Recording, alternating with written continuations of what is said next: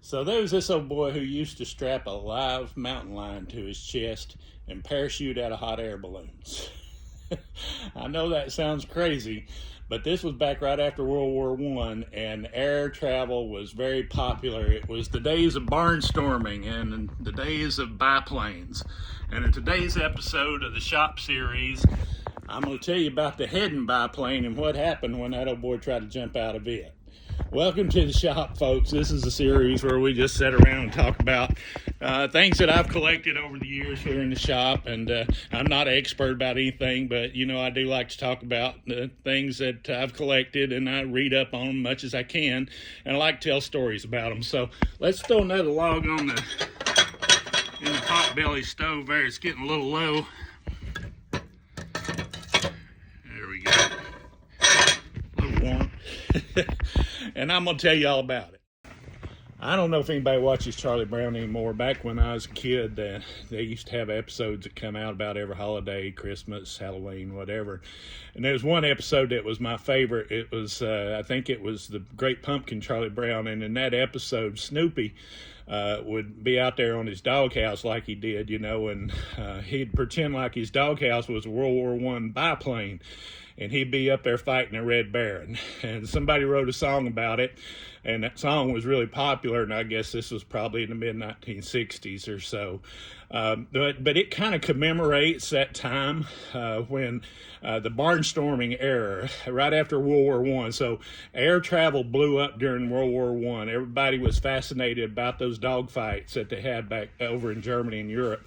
When the war was over, you know, there's a lot of surplus military equipment around, and there was also a lot of, biplanes, and people bought them and flew them recreationally around, and had a good time with them. And people like to see them. You know, most people had never seen an airplane before, and when one came through, that was a big deal. James Heddon from Dowagiac, Michigan, owner and founder of the Heddon Lure Company, was a master at marketing.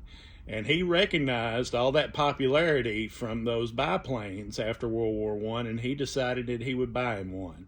So he looked around and he found a guy who was a World War I pilot. His name was Henry Fawcett, and he made Mr. Fawcett his marketing manager.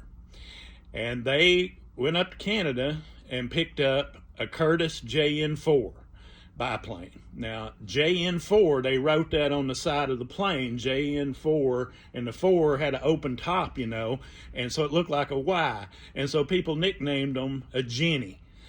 So it was a Curtiss Jenny, is what they were called. And they were very well known. They used them during World War I, not so much in combat, but to train new pilots. As you can imagine, they needed a lot of pilots because those dogfights and stuff were a big part of combat.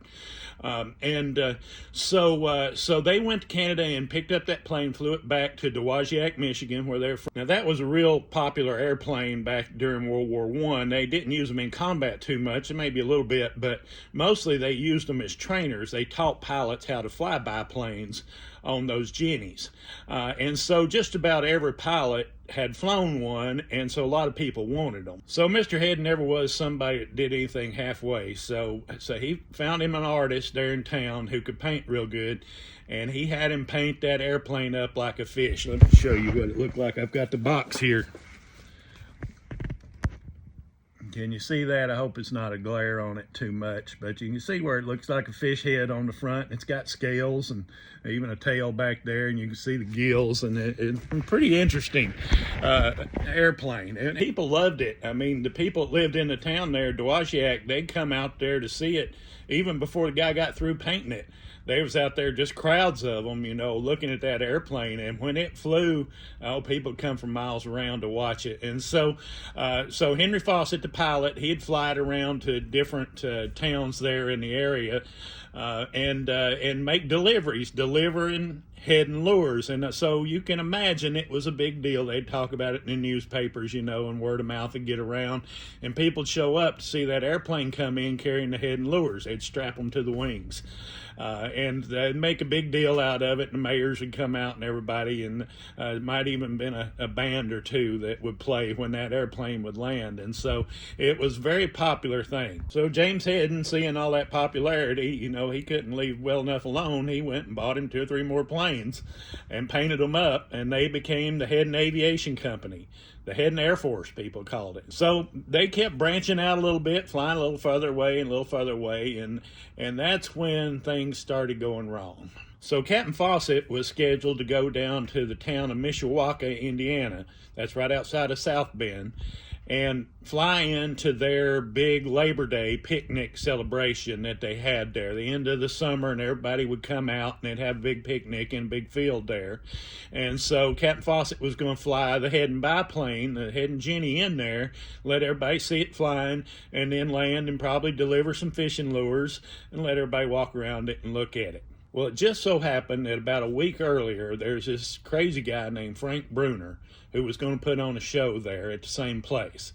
And in his show, what he would do is he would strap a mountain lion. He had a pet mountain lion. And the mountain lion's name was Teddy. And that's not anything unusual for that day and time, because everything was named Teddy back there. Teddy Roosevelt had been very popular back in the turn of the century, and they had teddy bears and teddy lions and everything. But anyway, this was a real mountain lion, and he claimed to have caught it in the wilds of Arkansas. Well, I don't know how wild Arkansas was during that time, or if they even had mountain lions, but that's what he claimed.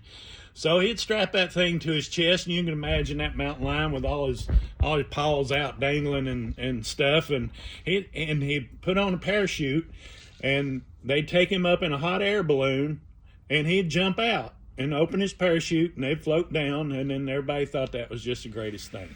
Well, the day he was supposed to do it, it turned out too windy, and the balloon pilot wouldn't go up.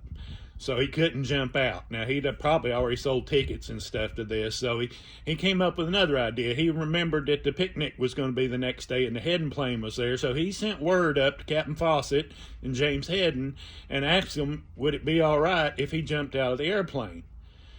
Well, they thought it was a pretty good idea because it would just add to the excitement, of the festival and seeing the airplane fly in there. So they agreed to do it. Well, they flew in and met Bruner, and he showed up there with his mountain lion, and he looked in that airplane, and there just wasn't no way that they could fit them both in there, and couldn't fit the parachute either, because if you see those airplanes, the pilot sits in the back and the passenger sits in the front, and it's just a little spot. It ain't hardly room for a guy tall as me. I probably wouldn't even fit in there.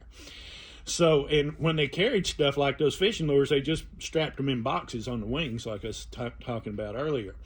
Well, he come up with an idea that what he would do was he would strap his parachute underneath the plane where the wheels are, and he'd tie it on down there, and he'd put a Bowie knife around his neck.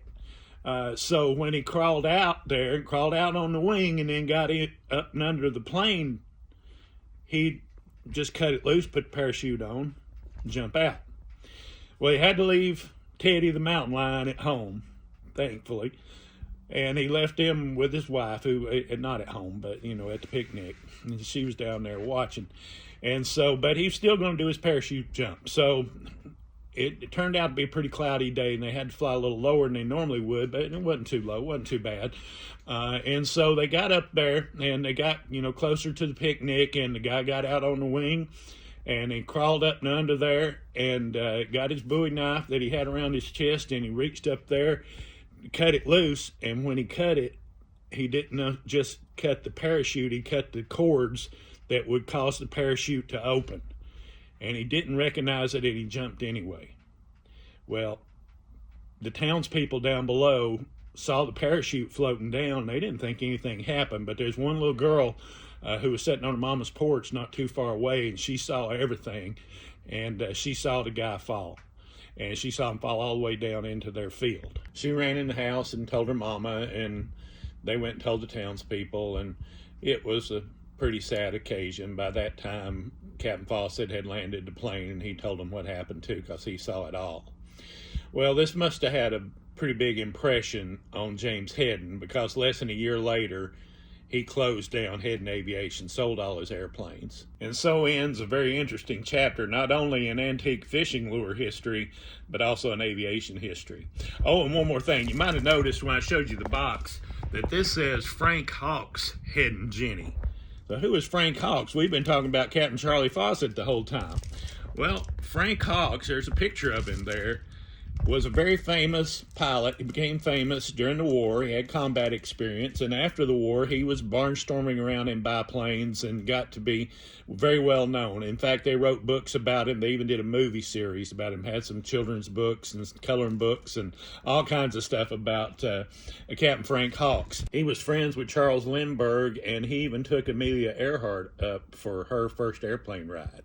Well, James Heddon, never missing an opportunity, hired him as one of his pilots in Heddon Aviation.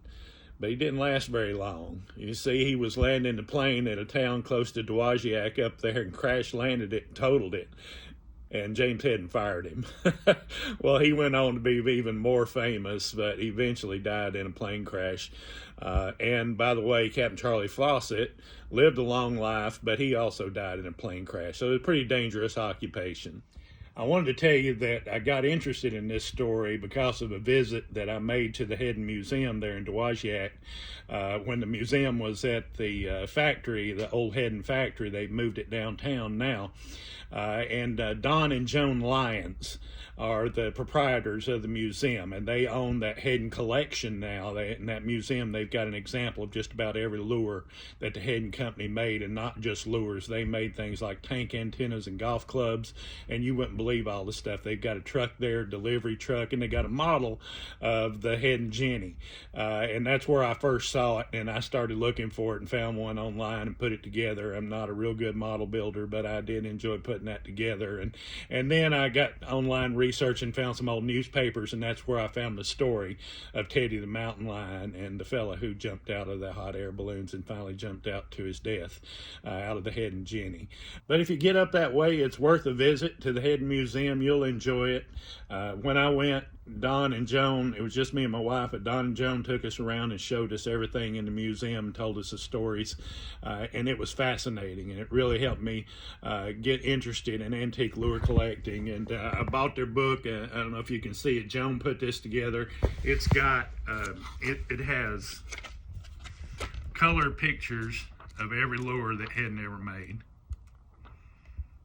Pretty fascinating stuff. Thank you for watching the Shop series, folks. Appreciate you tuning in this time. I'll be back again with another episode, so I hope you'll hit that subscribe button so you don't miss it when it drops, and I'll see you next time.